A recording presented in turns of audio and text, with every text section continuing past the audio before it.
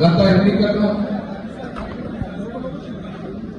ఊహించిన విధంగా ఇంకొన్ని రిజల్ట్ రావడం మనం అంతా కూడా నిరాశ నిపుణులు ఉన్న సందర్భంలో మళ్ళీ ఇప్పుడు పెద్ద ఎత్తున ఉత్సాహంతో కార్యకర్తలు రావడం జరుగుతూ ఉంది. ముఖ్యంగా ఈ రోజు ఈ సమావేశాలు ఏర్పాటు ముఖ్య ఉద్దేశం ఏంటంటే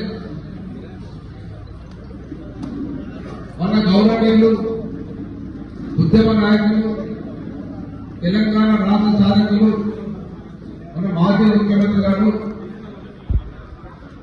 ఈ 29వ తారీఖు నాడు దీక్ష చేపట్టి తెలంగాణ రావడానికి పునాది వేయడం జరిగింది. దాన్ని దీక్ష దివస్ పేరు మీద రాష్ట్ర భద్రత అన్ని జిల్లాల్లో